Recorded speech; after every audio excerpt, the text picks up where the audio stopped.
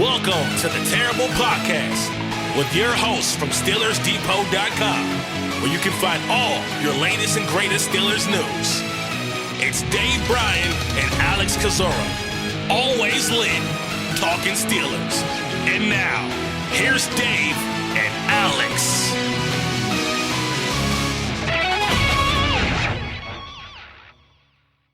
Welcome to the Terrible Podcast, Season 15, Episode 97. He's Dave Bryan. I'm Alex Kozora, SteelersDepot.com. Thanks for being back with us this Wednesday, Steelers Nation. We are full bore into the 2025 NFL Combine. Got a trio of guys out at Indy, boots on the ground. Ross McCorkle, Joe Clark, and Jonathan Heitritter. Speaking with Omar Khan yesterday as he made the media rounds, and now the guys are hearing from players during their interviews. The on-field testing really kicks off on Thursday through Sunday. So jam-packed show today, Dave. Omar Khan spoke a lot. How much did he say? We'll talk about it. How you doing? Happy Wednesday. Everything's still on the table for me here. All options are on the table. That was the phrase of the day from Omar Khan. It certainly was. We could start. We picked up a couple of things that we, talked about, hoping to get some info out of, and a lot of the answers. Look, he is becoming a master of saying a lot, but not saying a lot, kind of thing there. But we can start kind of rolling through all the various topics and parsing and kind of give an overview of what all he did and did not say. Parsing is what we do best, Dave. And as you said, quarterback was the number one storyline, as it should be for a team that still lacks clarity for who the heck will be under center in 2025. Omar Khan obviously not divulging a lot of new information there. As we just mentioned, his famous and repeated phrase was all options are on the table until we get a quarterback under contract. I will not stand for the Skylar Thompson erasure from the Pittsburgh Steelers here, Dave. But, Khan echoing basically what Art Rooney had to say, that his ideal world that one of Russell Wilson or Justin Fields returns, or some combination, also including Kyle Allen in there. So what's your takeaway overall on his thoughts there? Not surprised. I mean, obviously still don't have any of those main quarterbacks under contract yet. Still towing the company line that they would like to have one of those two back. And until one of those two are back, it kind of, still to be determined, if you will. But I think he did kind of make it clear that in a perfect world, they'd like to have that sewn up by the start of the new league year, which 2 weeks from today, I believe, is the date of that. And then that obviously could, for what Omar Khan said, impact maybe the kind of wide receiver that they attack or more this offseason there. So it does, and it's obviously has felt this way for a while, and I guess it depends on what insider or Steelers media member gets asked a question of which direction that they will go. But I mean, all in all, it still feels like it's going to be an either or when it comes to Russell Wilson and Justin Fields. And, Omar Khan once again saying that he's talked to the representatives of both those guys and gets the sense that both of those guys would like to return, and there's still finer details to be worked out. But within that, you still have all this stuff about the Matthew Stafford stuff seems to be the flavor of the week, if you will. But he kind of referenced throughout a fake news quote when it came to that. Did they probably at least look into that? I suppose it doesn't sound like, according to a report by Jerry Dulac, that there's been specific conversations with Matthew Stafford, and I still maintain that I think that Matthew Stafford still stays with the Rams. I know Sean McVay had a very good interview with on the podcast with Ryan Fitzpatrick and who was the offensive lineman? Andrew Whitworth. Yeah, Andrew Whitworth, and kind of went a little bit deeper into the details there, but I don't get the sense that the Rams have washed their hands of Matthew Stafford, and it still feels like it's going to be one of Justin Fields or Russell Wilson to this point, and they just don't have a sign, autograph on the dotted line, if you will, yet. So still trying to probably work through some minutia, obviously get through the combine here, and all the talk that goes on there. And I would expect by the time the new league year rolls around 2 weeks from today that they'll have somebody under contract there at the quarterback position.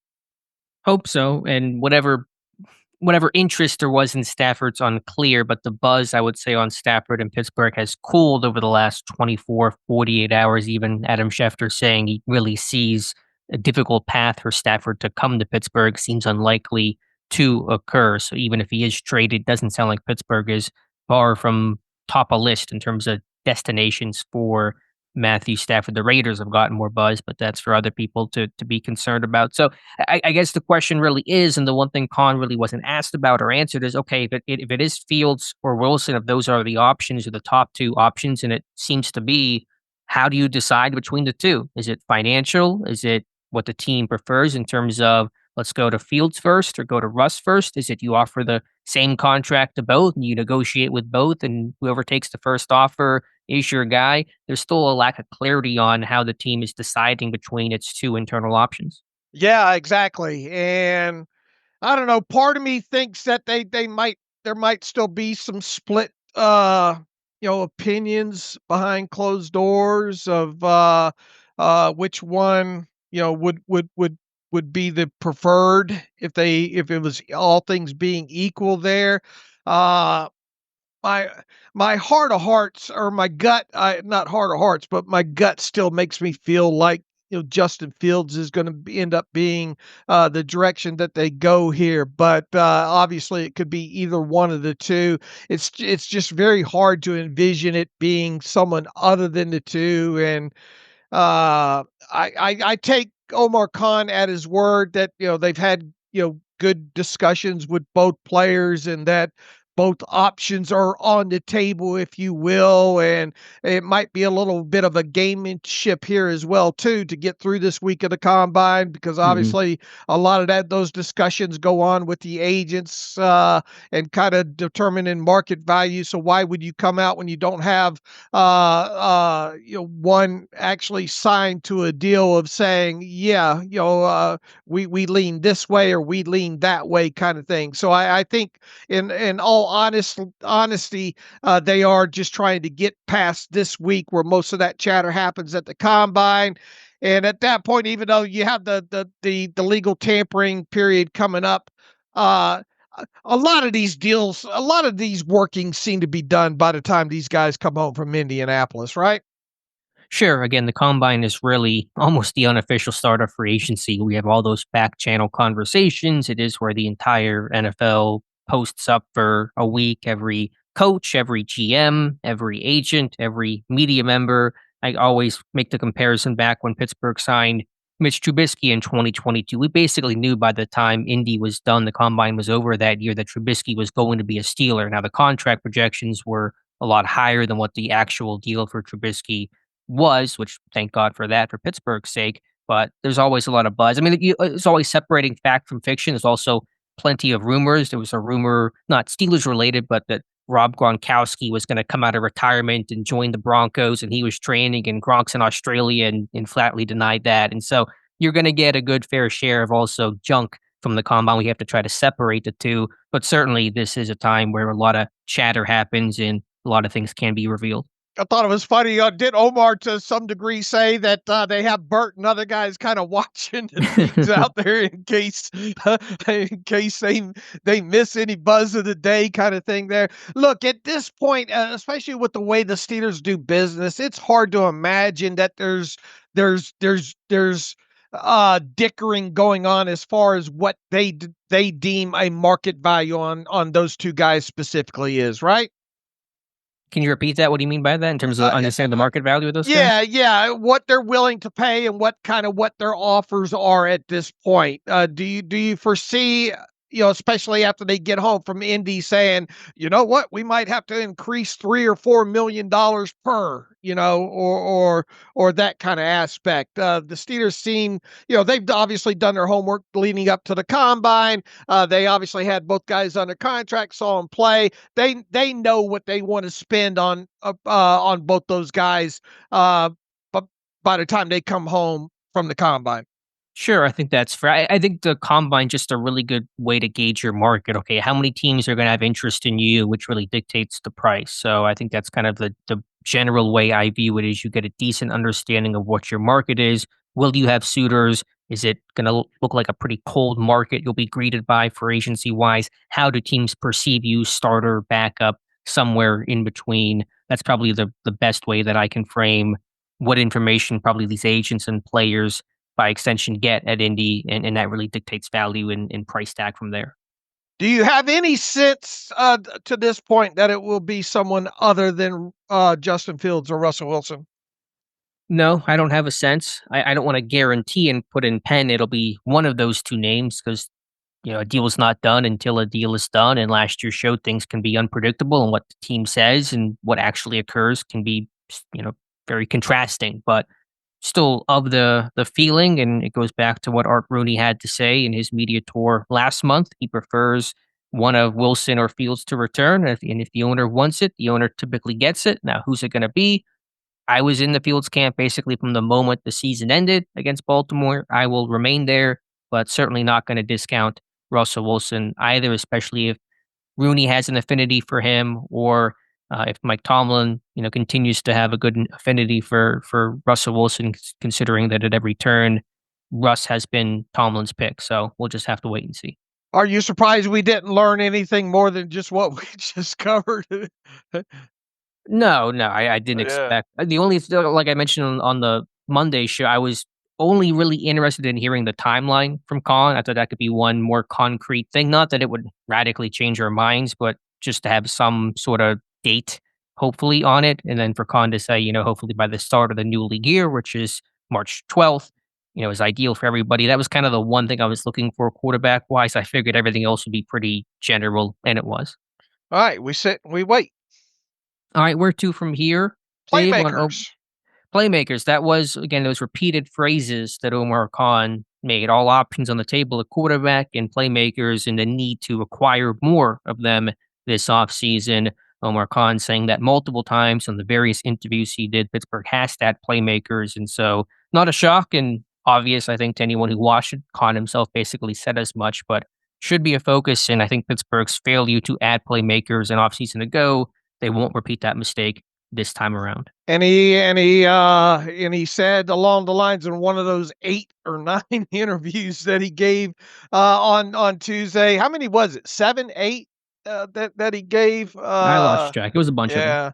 Yeah. That obviously the wide receiver room wasn't good enough. Well, we could have told him that, right? And did tell him that. And he didn't go too deep into the highly publicized thing with Brandon Ayuk, and obviously that didn't work out, and nor did the thing due to injury with like Christian Kirk and all like that. And I almost envision the Bart Simpson meme with carrying the cake. At least you tried, kind of thing there. But look, and he was also asked about the trades for Mike Williams and Preston Smith, and said if he had to do it all over again, he'd do it. Both guys contributed, but the fact of the matter, especially when it came to the playmaking side and wide receiver position specifically, it wasn't good enough. And I think if they learned any lesson from that, is they better be more earnest with the dedication to getting playmakers specifically on the offensive side. Now, he just said playmakers, right? So I suppose you could add playmakers on both sides of the football there, obviously, but they know they need to score more points on offense. And when you look at playmakers, there's only so many positions that are considered playmakers on the offensive side of football: wide receiver, running back, tight end within that. And obviously they seem pretty buckled up at the tight end position right now. Obviously we'll see what happens with the running back position. We expect them to maybe address that during the draft and all. So that really leaves wide receiver. And we've come to the conclusion for most of this offseason now that we expect them to make a stab or two at the wide receiver position in free agency out of the chute here, and potentially maybe draft one as well. So it does seem like early on in free agency signing period there that we should see at least one notable wide receiver sign. That's been my expectation all along, even before the Omar Khan comment, just based on, I think, what is a pretty strong free agent pool that could expand even more with trade possibilities and cap casualty candidates and whoever else gets added. Yeah, the question is going to be, we know they're going to add some offensive skill guys. The question is who and how. Will it be free agency, draft? Probably a sure combination of, but at what position will, the draft be addressed?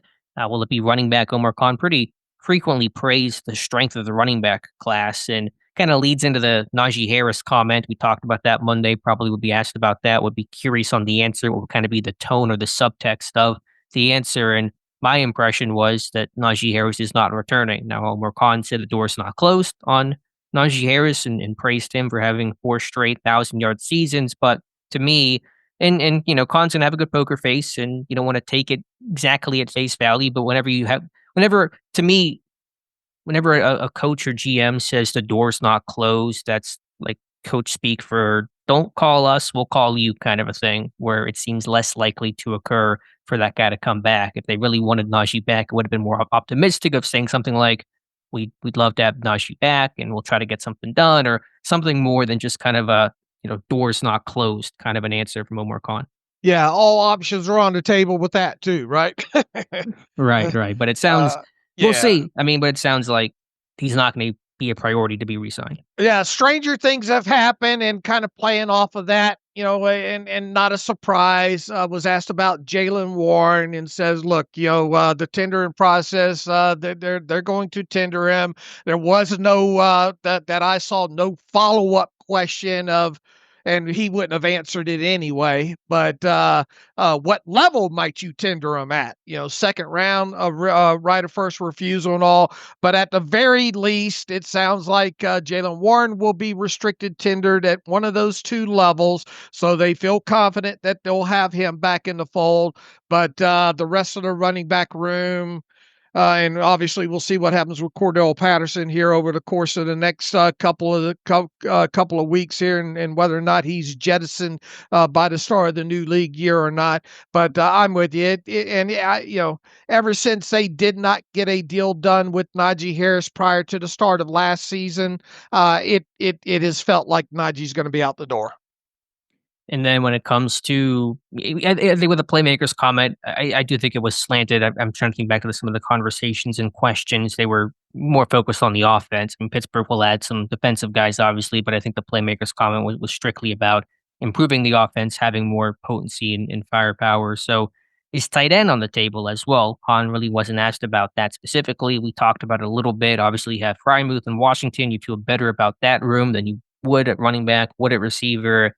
But do you completely discount tight end from the equation of playmakers as well? I think if you win a tight end in free agency, it would be kind of that kind of bottom third or half midway tier, one that's kind of an all-around player, one that can block, one that can help you in the passing game if indeed you went that way at all. But I think you can. Even though like you said, it wasn't term specific position, it was term playmakers, but you can't help but think that doesn't mainly revolve around the wide receiver position. Speaking of wide receiver, when it comes to George Pickens, Omar Khan asked about kind of Pickens' future and said there was a candid conversation in exit meetings between the organization and I believe Khan himself and George Pickens about setting expectations and getting on the same page. And still praised Pickens overall, spoke optimistically and positively of George Pickens' talent and desire to be great and to be great in Pittsburgh. Some have interpreted that as I'm glad you went down this road. right, that Pickens is in line for an extension. I think even ESPN had written about that. I mean, it can be up for determination, and we'll all wait and see throughout the summer, Dave. But I didn't get the sense from what Omar Khan had to say that an extension is imminent or something the team is directly angling and hoping to get done. Great minds think alike, because I was going to take you down that same question route. Of all the things in the 7 or 8, 9 interviews that he gave, did you ever get a firm sense that the goal is to sign George Pickens to a contract extension this offseason? No. I did not either. No, he didn't. Let's find the exact quote. Huh? What was the exact quote? Something about here. Yeah, I'm going to pull it up here just so we can read Yeah. it off verbatim, just to make sure people capture that, because there was a lot of Omar Khan yesterday, and it's easy to miss all the interviews he gave. This was, I think, one of the initial ones. He says, quote, "I can tell you that he," referring to Pickens, "has a desire to be great. He has a desire to be great here. We have a desire for him to be great and to be great here. We'll see with respect to the contract. We won't discuss that publicly, and usually those things are addressed at a later date," end quote. So I don't want to say, to use the phrase, the door is closed on George Pickens getting an extension based off of those comments, but nothing he said. And then I go back to what Art Rooney said last month, where he seemed very lukewarm on the idea, very uncertain about what a Pickens future could be, even in more clear terms than I think Khan was here. You can't say 100% it's not going to happen, but I'm of the mindset, as I was last month, that nothing will happen with George Pickens. He will not be traded. He will not get extended. They will play out the 2025 season and go from there. Right, and that's been my kind of feel about this all along as well too. I'm less, after the season ended, I was more in the camp of thinking that there was a possibility of him being traded. I'm less in that category now, and more in the category of just letting him play this thing out for 2025, and then see where things go from there. When you talk about his future in Pittsburgh past 2025, look, you don't want to come out and just say no. There's a contract's not going to happen, because you never know what the player might agree to. You never know. What might transpire. So you don't want to close the door to that. But thinking more and more about this, we said that George Pickens was going to be a topic of conversation all offseason here. My viewpoint on this, and trying to look at it from all sides, and I put this out on Twitter yesterday. Personally, if I'm George Pickens and if I can't crack the top 10 in the wide receiver APY list with a contract extension from the Steelers, I would just wait and hope to get to free agency next March.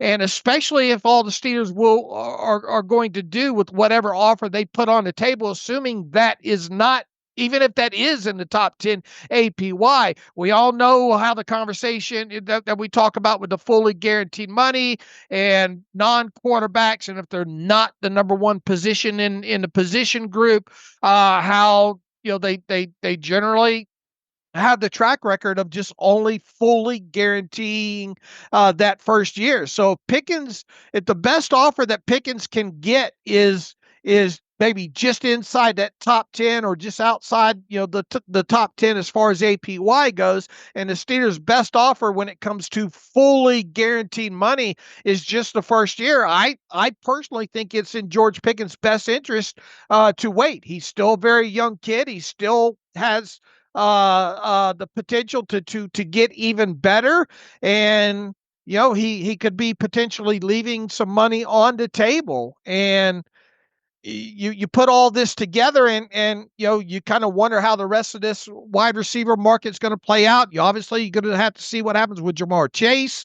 You're going to have to see what happens with T. Higgins. There's two or three other guys out there. It'll be interesting to see what transpires with their contracts this offseason. And has Pickens done enough yet to be, once that dust settles with those other guys this offseason, mainly the two Bengals wide receivers? How does that shift to top 10? As George Pickens done enough to be a top 10 APY player and fully guaranteed money past year one yet? So you add all that together, and nothing leads me to believe that a contract extension for George Pickens this summer is imminent with the Steelers. Just listen to the way Omar Khan and Art Rooney spoke about TJ Watt and the desire to get an extension done with him. That's very clear terms about we want TJ Watt to be a Steeler for life. It's top of mind. And then compare that to the answer on Pickens extension, and it's night and day. So I just have a hard time interpreting those comments in a direction that tells me that the team is really going to be trying and actively working towards getting an extension done this offseason. I just don't see it happening. Now, if Pickens was willing to agree with something along the lines of $23 million APY with only the first year guaranteed money, might you consider going down that road if you're the Steelers? Possibly, but Pickens should fire his agent if his agent even brought that to him in the first place. I agree, and look, I've said this a ton. I think George Pickens is a very, very talented player, and because of that, and because I think his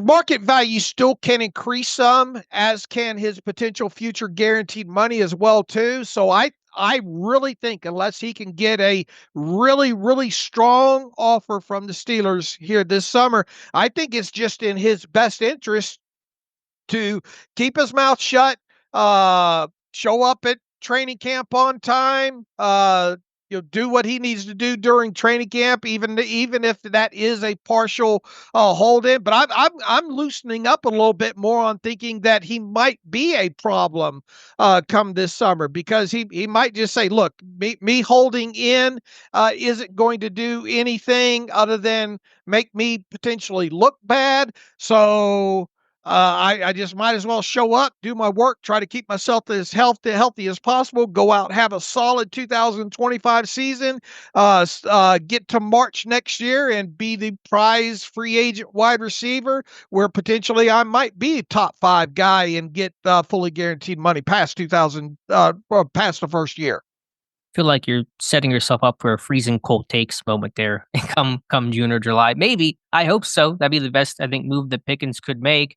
But I don't know if Pickens has ever been worried about his perception before and looking bad in media, in social media circles. So I'm not saying that will indeed. I'm just saying what I think would be in his best interest, especially if he doesn't get kind of the contract offer that he thinks he should get from the Steelers this offseason. Sure, but you said you loosened up on the idea that maybe Pickens won't be the headache that we worried that he might be. Maybe not to the degree. Okay. I mean, we're still going to be writing about him, especially if he doesn't show up at OTAs. And look, I think that first week of training camp will be interesting to watch for sure. Mm-hmm. And I thought it was interesting, to a degree at least, in one of the separate conversations Omar Khan had with a local Pittsburgh station, KDKA's Rich Walsh. Walsh asked Khan about a potential, he called it a holdout for Pickens. It would really be a hold in. Holdouts are exceedingly rare because of the fines and penalties the guys under contract could get hit with. Khan really sidestepped the question and just referred back to that we think Pickens can be great and be great in Pittsburgh, and didn't really address that part. So that's the real tangible thing that would matter. Would Pickens hold in, or would he go through training camp in full? And so we won't know that until obviously, late July. But yeah, hopefully Pickens can, put his head down and work, have a great season, and get paid by Pittsburgh or somebody else on the other side of 2025. And the other piece of this puzzle that indirectly, relates to Pickens too. And we just talked about the playmakers and whether or not this team's going to sign a free agent wide receiver or two, maybe this offseason. What if one of those guys comes in the door carrying a $18 million, $20 million per contract? Sure. Is that going to have Pickens go, where's my money? They paid this guy from the Right. outside. Pay me. He's number 2 and getting paid. I'm the number 1 not getting paid.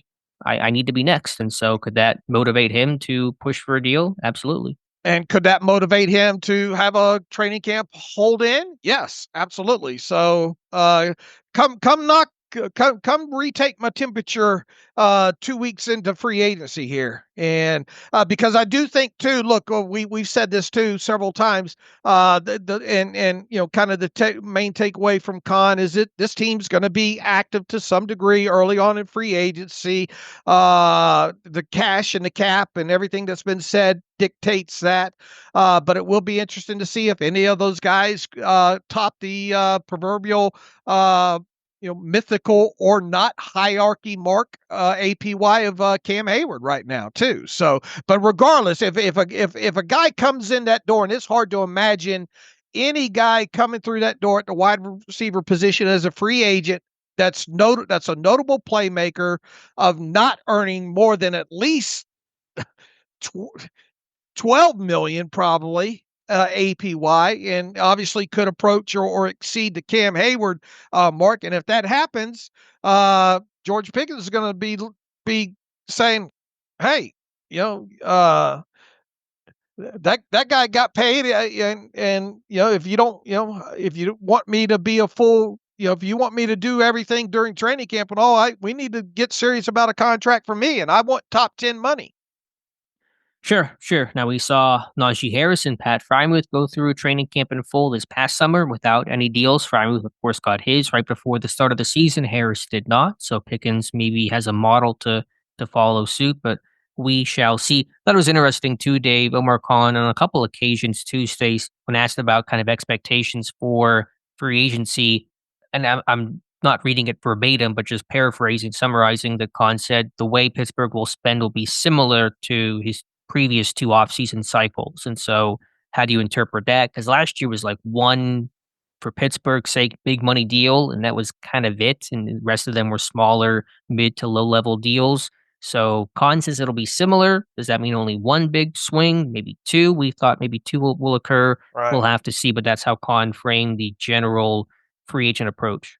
Well, that cash spending can go quick, especially as mentioned, part of what we'll talk about as part of what Khan said is the dedication to Watt. And, I've written about this. We've talked about this, how we expect a Watt extension to happen this offseason in so many words. The only question is when. And Khan was kind of asked, are we talking about an August thing when it comes to Watt? And Khan wouldn't paint himself in a corner. Says there's a lot of variables here or something along those lines. So it could happen at any time. So you have an additional cash outlay there. You have, let's say, 2 outside free agents that have APY is greater than 10 million. You're going to have obviously a cash output higher than that when it comes to first year money. That's going to eat some of that up. That all that stuff starts eating into it pretty quick. But the short answer to your question is and it's kind of been my line of thinking is, I think 2 to 3 of those guys that could potentially reach out, maybe touch the Cam Hayward mark, and then some kind of lower level deals, maybe below the 10 million mark. That makes sense, but if Khan's words are precise, and he was speaking in generalities, I know it may only be 1 or maybe 2 because they Right. only spent one big money deal last year and did not have to spend money internally to re-sign a quarterback and extend a T.J. Watt. And so they had basically nothing to do internally last year. They spent on Frymouth late in the year, but that was not a huge money contract compared to what Watt would receive later this year, compared to what a quarterback presumably would receive. So we'll see. It may only be 1, but things are fluid and a lot of variables at play. And how much cash in 2025 are you going to have to spend on one of these quarterbacks? Yeah, it's still really hard to get a good gauge of the market value for either of those guys, Fields or Russ. And the numbers are really bounced around, and I'm really interested in the numbers as much as the person that presumably will be returning. I am as well. But I guess the main takeaway back to Pickens is even though some outlets are framing it as thinking that, an extension is imminent, neither one of us got that sense, at least as the words came out of Omar Khan's mouth, right? Agreed. Agreed. Omar Khan thinks Pittsburgh can still compete for, I assume, a Super Bowl. That's always the team's expectation, and laughter is maybe the right response to that. Compete for what? Right. Khan says, quote, I think we have some very talented people on the roster, and I think if we add some more talented people, I think we have a chance. I really do. And as you said, the question is a chance for what exactly? Look, I'll tell you this, and I know you feel the same way. A lot has got to happen here over the course of the next, how many weeks is it until the draft takes place? 6, 7, 8. I don't, no, I guess a little bit more than that. A lot has got to happen between now and after the draft takes place for me to sit here and say the Steelers have a legitimate chance at competing for a Super Bowl in 2025. Agreed. And we've talked about that. And really, it comes down to quarterback play. And unless there's some sort of magical move that we don't know about that's going to bring in a high end quarterback or develop a high end quarterback, it's hard to it's impossible really to put Pittsburgh in that camp right now. Right, right. All right. We got some. We were hoping for a little clarity on Broderick Jones coming out of Omar Khan's conversations. And we got it. One of the few tangible, concrete things Omar Khan essentially confirmed is that Jones will shift over from right tackle to left tackle, where he played at Georgia, where he was drafted to play. And that really implicitly means Dan Moore is moving on. Neither a surprise, but good to get some confirmation there. Omar Khan speaking highly of this young offensive line and the potential and progress it has in its making. Would you and obviously none of that's a surprise. We just glad to finally get it out of his mouth there that we should all expect Broderick Jones to switch over to left tackle. In one of the 7-8 interviews, he said he expects Troy Fautanu to be ready for this offseason. So there's that. Praise for Mason McCormick. Did you get a sense? What did you make of the Mason McCormick comment? I guess more from is he from a guaranteed to be the starting right guard? I mean, nothing that Khan said tells me that he's not going to be. There was an interesting comment from Brian Baldinger we can maybe talk about a little bit later in the show about maybe speculating on offensive line push for free agency, which would be super interesting. But I mean, he spoke highly of all those guys, of Fautanu, what he can offer in 2025, of course, Zach Frazier, of McCormick, maybe less so on Broderick Jones, more on just a confirmation of moving him over after obviously a tough 2024 season. But it was all glowing marks for McCormick. Right. And look, this team has invested a lot in the offensive line the last couple of drafts, right? You get the sense that Isaac Seumalo is safe too, right? I've gotten no sense otherwise for that. So I think they would like to have some veteran leadership on this offensive line, and Seumalo's really that guy right now. So barring something unforeseen, I'm still putting Seumalo in that left guard spot for 2025. Right. And if this team did draft an offensive lineman this year, barring something just falling in their lap at, I don't know, obviously it would be center, but if they address the offensive line at all in the draft, it would be probably day 3, right? Yeah, I think probably day 3. I mean, I've talked about the need to still look at guard depth when you have, say, Malu in the last year of his contract, the need for tackle depth and competition, I think would make sense in free agency to add a veteran in there. So there's some still, I think, work to do on the offensive line. Good depth is important. That was shown last year. Pittsburgh made all those heavy investments in the draft, and 3 of their first 5 picks were linemen. You were thinking, okay, a little extra heavy there, but it proved needed when you lost so many guys early in the season. So you don't want to be super thin there. So there's work to do. But, I think the starting 5 is basically intact. But again, we'll talk about that report or speculation, whatever you want to call it, a little bit later in the show. All right. Corey Trice Jr. comments. Yeah, it was from Omar Khan talking about, they like Corey Trice and his potential, but the durability is an issue, and that's going to have them keeping an eye on the cornerback position. And I've echoed those thoughts where I think Trice is super talented and could be a starter, has starting caliber play, but can you trust this guy to start 17 games? And history says you can't. It's good to hear him say what we've been thinking. He's a listener of the show. Right. Hello. And Dante Jackson comments. That was another door open, like Najee Harris. And so, Khan did praise Jackson taking the football away, the 5 interceptions, I think 6 official takeaways. He had a fumble recovery in there.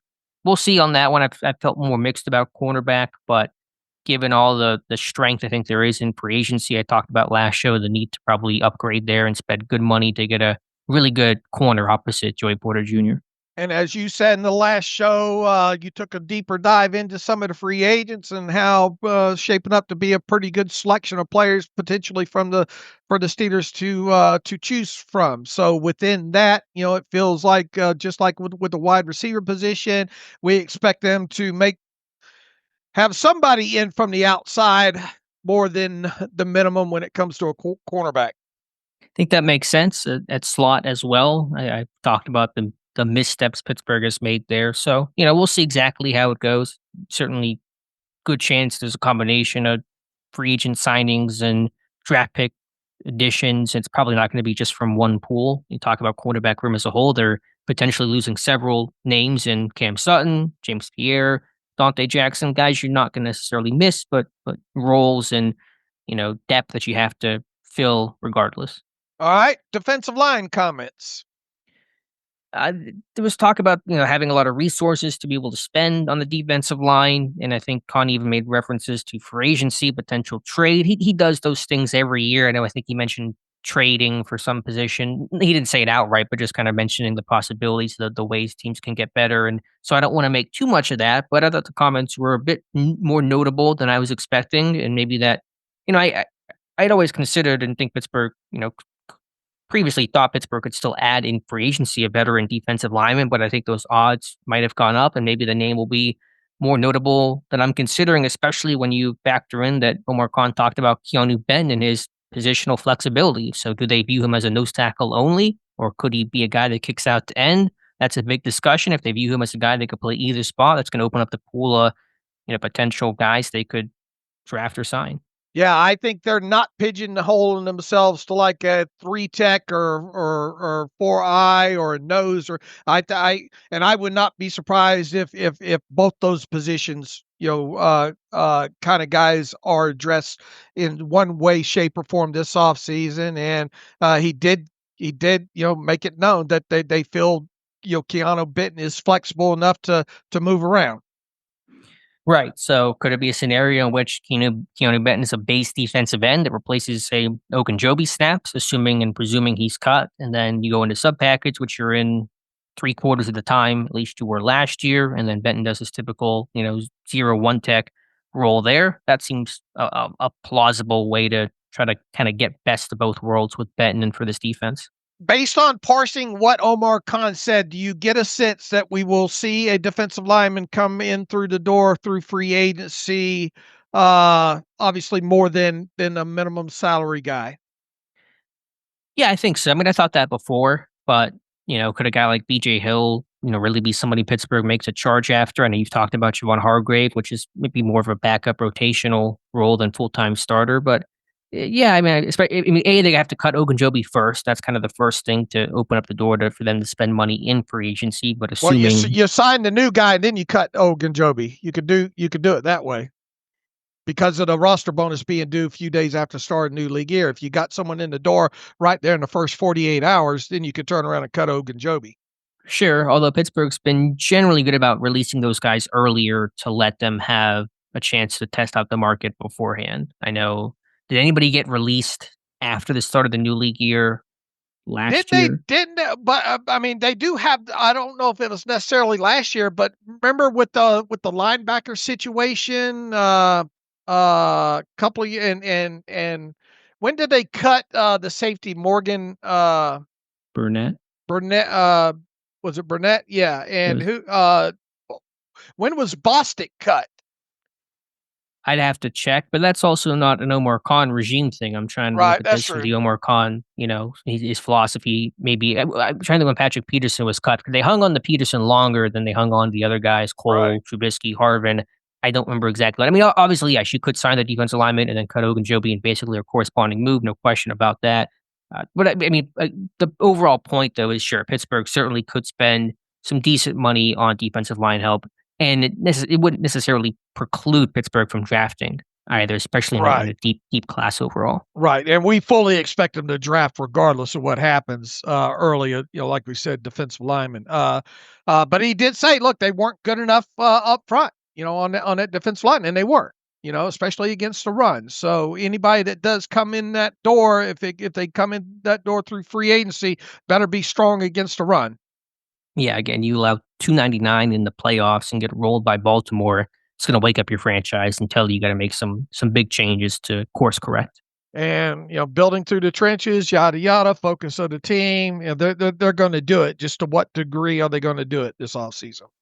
What else from Omar Khan, Dave? Those were, I think, a lot of the big things overall. Trying to roll through. Cole Holcomb could have, according to Khan, Cole Holcomb could have contributed had they gone or needed him deeper into the playoffs. Same with Roman Wilson there. I know you and I somewhere in that live stream the other night kind of had a went down the rabbit hole talking about Cole Holcomb and maybe could he be a star of the new league year, failed physical guy.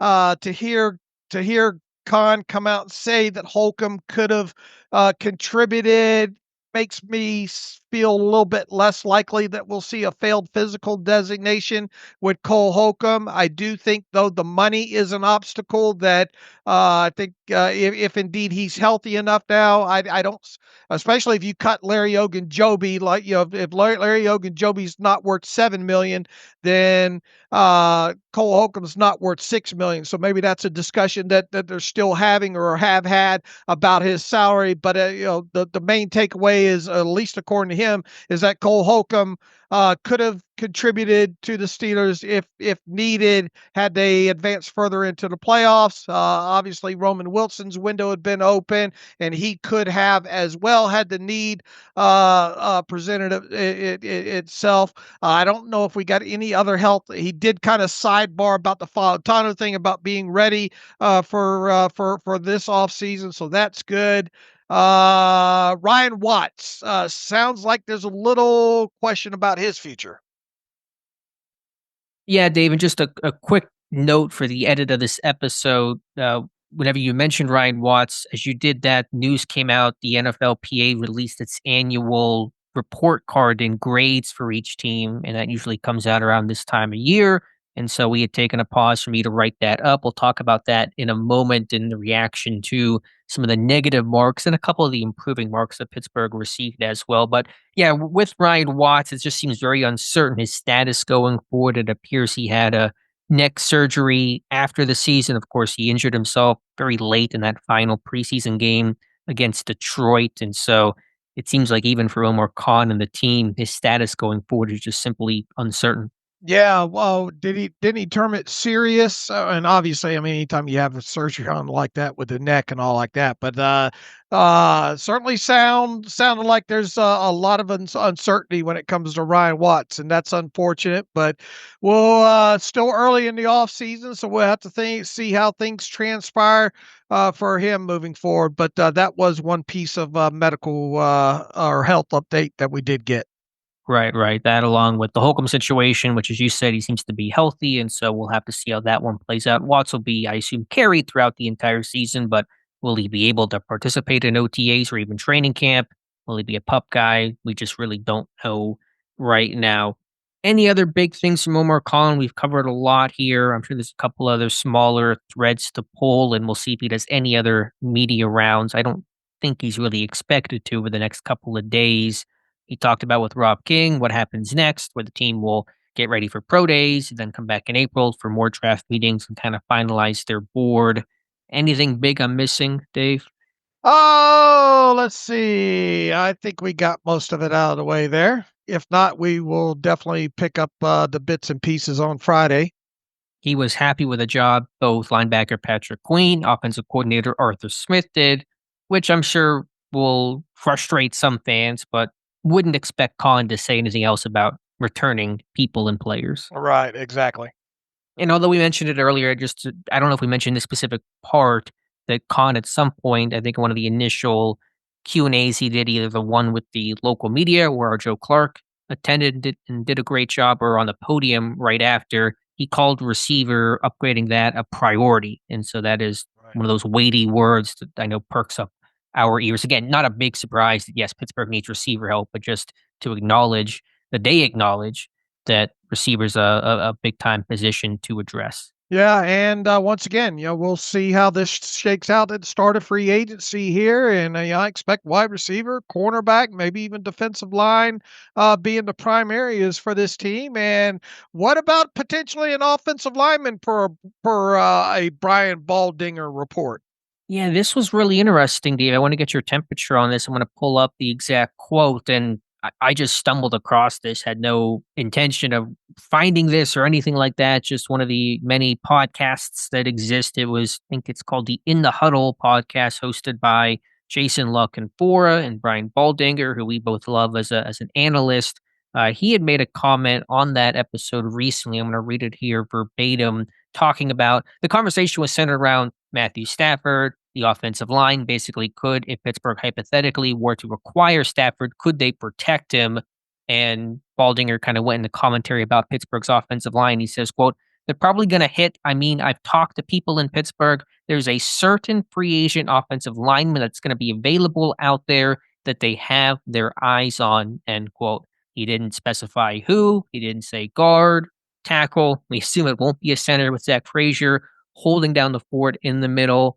Is this real? Is this fiction? Again, it is lying season this time of year around the combine, but Baldinger apparently is hearing something about offensive line potentially being addressed by Pittsburgh. Yeah, and we just kind of recapped the state of the offensive line, and where they sit right now, and looking like they have five guys in place. And you and I have talked about how it wouldn't be a bad idea to go out and get an experienced tackle if they could. I have floated the name of Kelvin Beachum out there several weeks ago if they wanted to go down that road as an experienced guy that could play both spots, both tackle spots.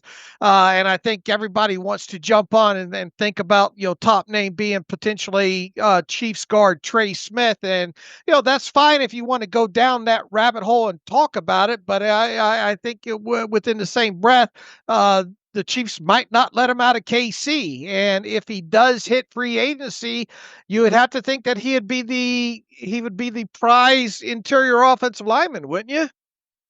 Sure, he's going to be the top guy on the market and going to get paid like it. I believe some projections have him around $20 million per year. It could be, I think, upwards of that, given the way that some guys like not Robert Hunt, Kevin Dotson, who else? I always forget who's gotten paid on the guard market. Did Dickerson get a deal from Philadelphia? It feels like, yeah, I think he did. Yeah.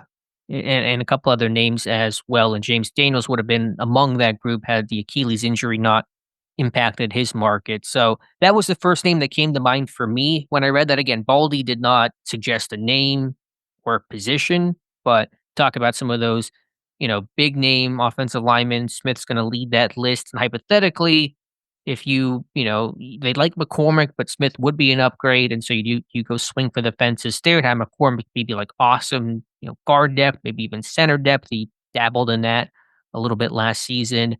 Tackle, Broderick Jones is certainly no sure thing, but I don't know what tackle they would go after, and those guys are even more expensive typically.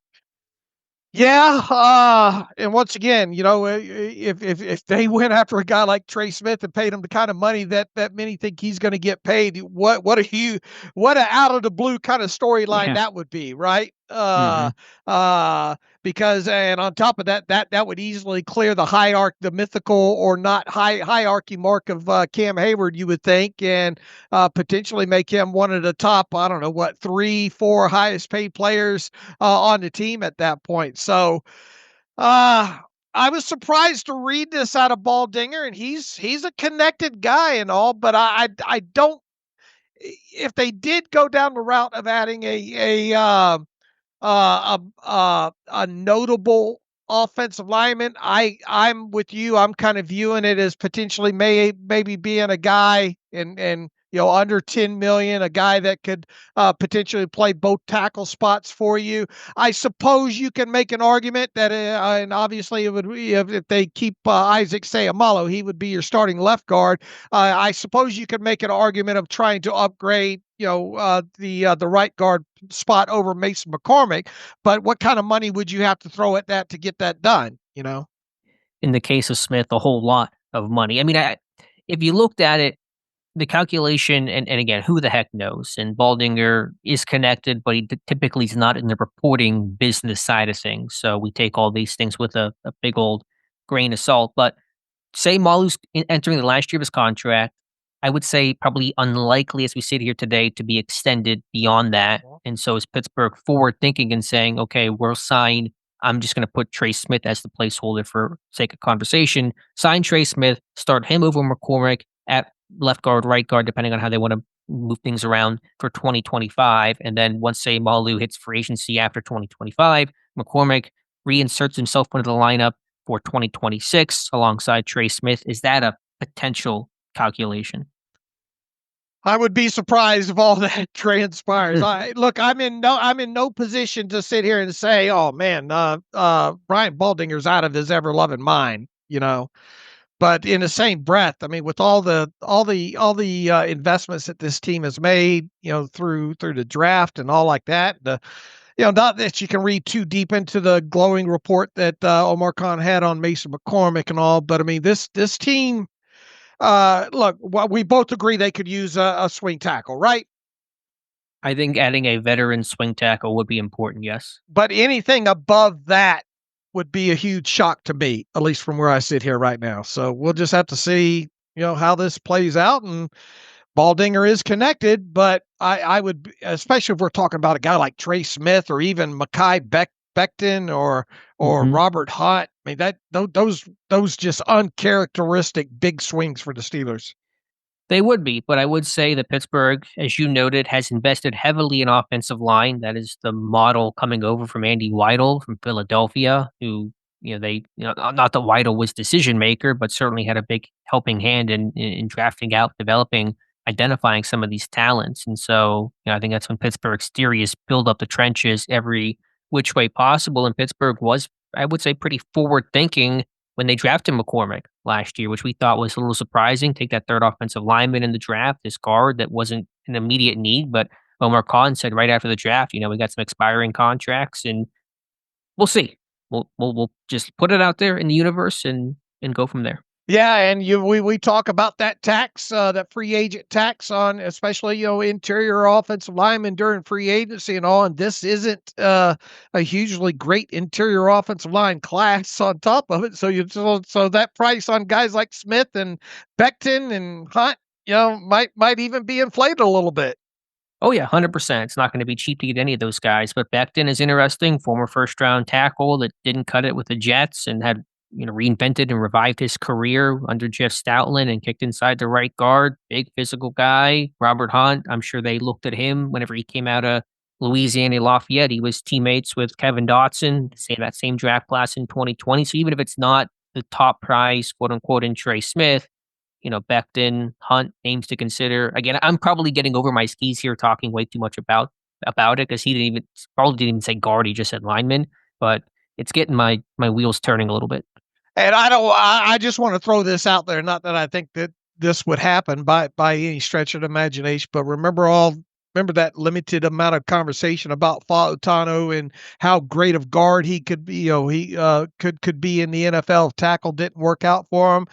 Could the conversation go to maybe a higher priced tackle and then shift Fautano to a guard spot? I once again, I'm just trying to make sense out of all this Baldinger report, Sure. So just something to keep in the back of your mind that if And by the way, I do think Falatano would do well at guard if he ever had to go that route. I'm not saying he will, but I just there's enough there on his tape, I think, to think that he could play the position. And a lot of draft nicks thought that was going to be the case whenever he came out of the draft last year. I think it was Dane Brugler talking about him as a center, as a guard, and obviously Pittsburgh drafted him at the time to play tackle, but I believe that's still their intent. But obviously, if they were to sign a tackle, that could be certainly a logical belief. It's certainly much more likely that Falatani would go to guard than, say, a Broderick Jones. Right, and even Mike Martz had that glowing report on him, how he thinks he could be a great NFL guard for whatever that's worth. All right, Dave, let's round things out. Got the combine. Players will start to run.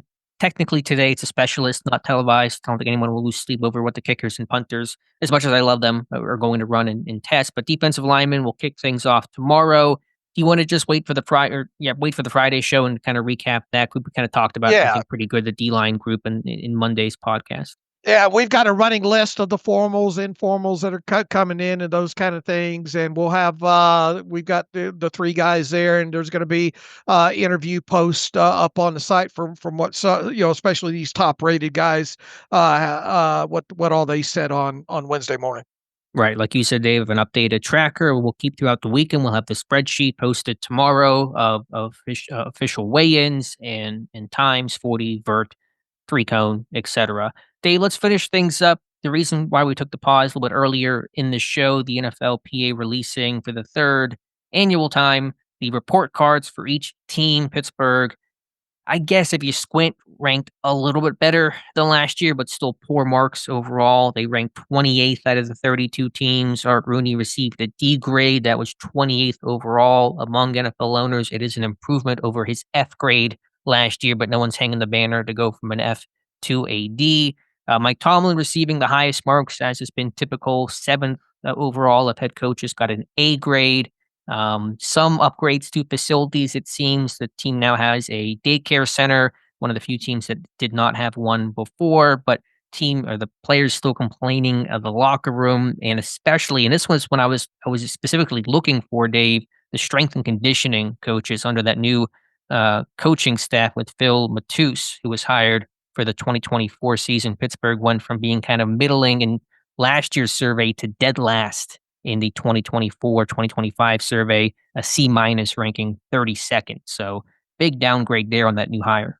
Yeah, and the weighted scale of all these categories, treatment of families is 6%, nutritionist and dietitian is 6%, food and cafeteria 9%, locker room 9%, training room 9%, training staff 9%, weight room 9%, strength coaches 9%, team travel 9%, head coach 10%, and club owner 15% as far as the weighted scale of these rankings go. And they came in 28th overall for all these categories, and they were 28th overall last year. And if not for Mike Tomlin getting an A, makes you wonder if they'd finished 30, last in this thing overall. Who was the last place team? The Jets? Was it? I didn't get a chance to look through team Jets by team. were 29th. I think they had the worst ownership, the Jets did. Yeah. Was it the Giants? I'm trying to I don't have the complete rankings to see who finished last. Was it the Panthers? No, Panthers 25th overall. Just trying to scroll. I don't have it in front of me who the worst was. Giants 20th overall. Where did the Tampa Bay Buccaneers rank? 27th. I can't find where they rank, but 28th overall for a second consecutive year. Look, what is the importance of this when it comes to, I guess, winning? I did look in the Philadelphia Eagles, the Super Bowl champion Philadelphia Eagles were 22nd overall in these rankings. Okay. The Chiefs were 26 overall, 2 spots ahead of the Steelers. Who were the other? I'll just quickly tell you, last place was the Arizona Cardinals. Okay. 32nd. The Ravens were 13th overall. Trying to think who was the other. Buffalo was 23rd. Okay, and what Detroit in the up there in the playoffs? They were ninth overall.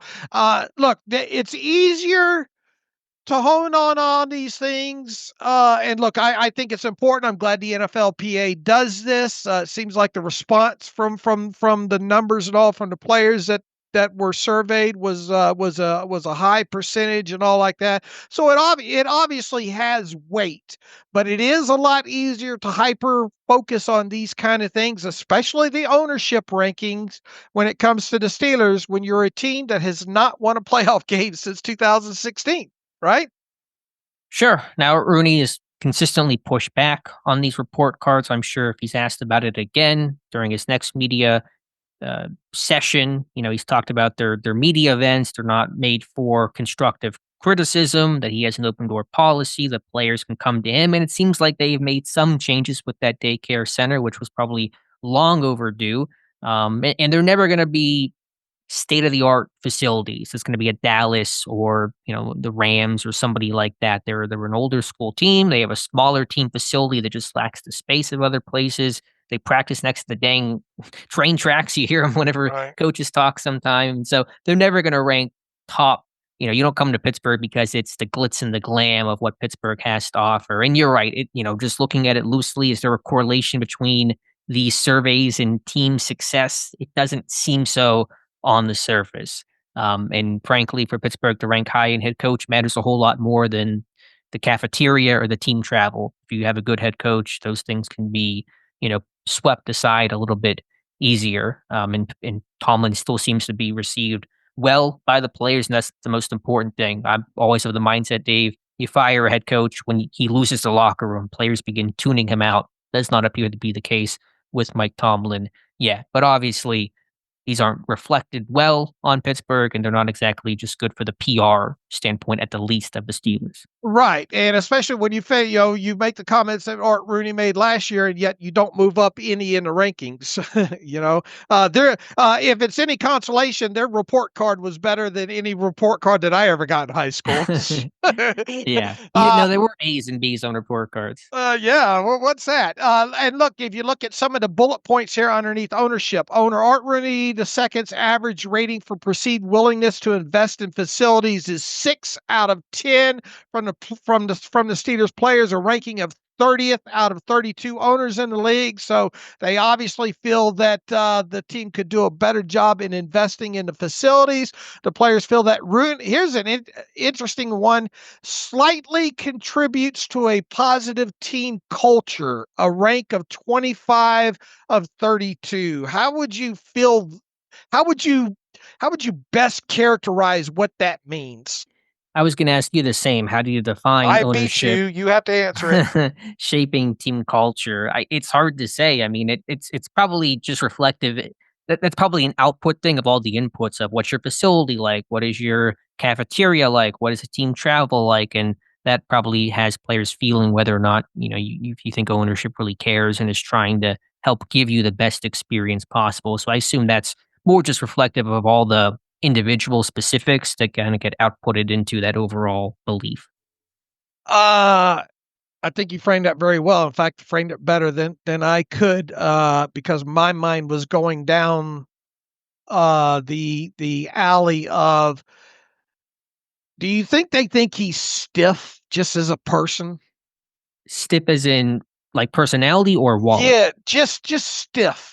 Yeah, a personality. Just if you were to say Dave is stiff, how would that be characterized? I am stiff in my old age, just from wear and tear. But I mean, uh, does he? Do you think he's how charismatic? How uplifting, and he to me comes off as a stiff guy, and I wonder, kind of emo, if you will. Emo? Yeah. Wow. Just kind of bland overall, and I wonder how he is in the locker room or around the players, kind of thing. I mean, it's a good question. I want to be careful. I don't not know him, and if he's listening to right. this, I just real and stiff, not necessarily a bad, just all business. You know what I'm saying? Mhm. Yeah, no, I do understand it, and if he's listening, he's probably turned it off at this point. He's probably not liking what we're saying about Yeah. him. I think the And I point you're don't know making. him. I've never met him. I've never had conversations with him. But this, just from an outsider and then trying to characterize positive team culture, and it is probably better defined the way you defined it, not the person and attitude as opposed to what he does, his actions, like you said, better travel, better facilities to help provide a more positive team culture, not so much how he interacts with players. Right. That's very unfair for my mind to go down that alley there, but it did get me to think as you know, how do you think most would if the players were asked to describe Art Rooney II as a person, how do you think they would describe him? Would a lot of them describe him as stiff, business-like? I don't know. Like I said, I want to be careful because we don't deal I with know I those probably shouldn't interactions. open up this can of No, worms, but I mean it's all open to interpretation, so I think there's no issue with talking about it, especially when Pittsburgh is receiving consistently these low grades. What I would probably sum it up as, and again, I'm might be overstepping my bounds here. Art Rooney is just like the definition of generic owner. I think it's just okay. an owner like that is Art Rooney. You don't hear from him too much. It's not terrible. It's not great. He doesn't have, as you said, maybe the charm. I don't think he'll have the legacy that Dan Rooney and certainly the Chief had for Pittsburgh. It is this. I don't mean to go political, but like how sometimes in polls will just release like generic Democrat versus this guy or generic Republican. Like Rooney to me just feels like very generic owner. Like that's the definition of him. Okay. Uh, Once again, I don't know why my mind went that way. I would be interested. Yeah, we don't see it behind closed doors, so it is unfair to. But I mean, he just does seem generic. Yeah, I get. Look, in a positive manner, though, I'm glad he's not the Jerry Jones type that after every Hmm. game has the media scrum and that produces more things that's brought back to the player. He's not a distraction during the year by any stretch of the imagination. That's one thing I do admire about him. We hear about him every year after the season ends. We hear about him from him early in the offseason, league meetings and all like that, and on into training camp. And then he goes behind. Then you really don't hear from him, after that. Right, right. It is very much, like I said, generic owner. You hear from him about once, twice a year. And there's a question and debate about how much influence he has. There is certainly a lot of autonomy that Mike Tomlin has with coaching staff. I do think Rooney shapes the overall direction and course of the team, and in the front office and coaching staff fills in the blanks from there. So that's just kind of my perception of how Rooney tends to operate. But yeah, overall, still low marks. I don't think they're going to change anytime soon. The only thing that matters is just winning. That's all that really matters. And I think as we kind of talked about, the surveys don't completely coincide with teams who are successful and teams who are not. Who was the number one team in this survey? Is it Miami? I I wanna say don't it's know. Miami. It's looking like it based on their Might grades. be. Miami was number 1, so again, now they had a bunch of quarterback injuries, obviously, but number 1 team, not exactly number 1 team in the NFL. What do you feel about the last bullet point? The players feel that Rooney is committed to building a competitive team, a rank of 22 out of 32. Well, it was his best grade and ranking, I suppose, but still below average. That's probably reflective of money. How much are you willing to spend on free agents and bring in competitive talent from the outside? And look, once again, we've talked about this a couple of weeks ago. You can't say that the Steelers are a cheap organization when it comes to the business of football and the cap and the cash, because teams can't, once again, for those that may not hurt, teams have got to spend at least 90% of the 3-year cap number in cash on the players. And I think history has kind of shown that the Steelers do their best to spend over a 3-year period span of right at around 100% of the 3-year number in cash. Now, you can complain about how they spend the money on the players, but the amount of money is the amount of money, right? cash is cash. I guess where you could say that, these surveys kind of rank it out, where the Steelers would be considered cheap would be the facilities and things of that nature. But couldn't teams also be perceived as cheap, as you said, in the way that Pittsburgh does guaranteed money, and they don't, they're pretty Sure, rigid in that sense in the way they sure. hand out or don't hand out undrafted free agent money. They're uncompetitive in that market. I think teams can still be perceived as cheap, even understanding there's a salary cap ceiling and basically a salary cap floor. I think if you go beyond that, you can still kind of see which teams are more aggressive in their spending, which teams are a little more penny pinching. Yeah, cash, with the next category being guaranteed cash. Sure. And then also you can look at, we talk about the hierarchy thing quite a bit, and some of the old principles that they have, the undrafted free agent guaranteed money, right? Those kind of things there. So, yeah, I guess to some degree you could quantify their guaranteed money practices as being cheap. And then I think where most Mike Brown be ranked after him, though. right, right. That'll get tested, and that's why we'll see what the Bengals do with all the guys they have potentially to resign. That's why I think when people think about cheap teams, they talk about coaching staff because that's not salary cap Okay, related. sure. That's wide open. And again, we don't really know for sure what the coaching staff makes. The perception is the coaching staff, the assistants don't get paid competitively. We know Mike Tomlin is one of the highest paid coaches in all of American sports, not just the NFL, and so he certainly gets paid handsomely. There's no cheapness to that, but some people will question about the assistants around him. All right, go deeper into the strength coach. You wrote it up, C minus, 32 out of 32. Yeah, How really, concerning is that? it should be pretty concerning. Again, first year strength and conditioning, really a retooled staff, and certainly a new leader in that, and Phil Matus, who was hired over from Boston College. I assume there was some relationship there prior with Pittsburgh, considering that Dino Tomlin, Mike Tomlin's son, plays football or finished up his football career at Boston College after transferring from Maryland in 2022 with Matus on staff with the Eagles. And so, yeah, the overall numbers are really poor. 2024 Pittsburgh strength and conditioning staff under Marcel Pastor was average. They got a B plus. That was 20th overall, I think, roughly in the NFL this year. C minus, 32nd in the league. I thought the particulars were really interesting to compare and contrast.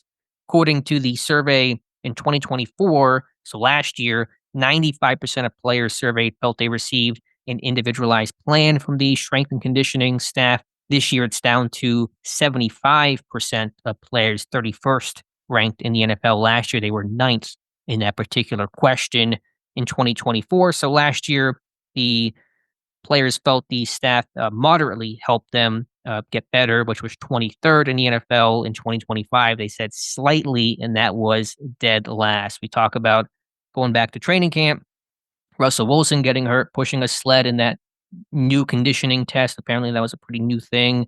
Questionable there. Obviously, the soft tissue injuries, especially late in the season. Mike Tomlin talking about the need to examine that, how to stay healthy late in the year.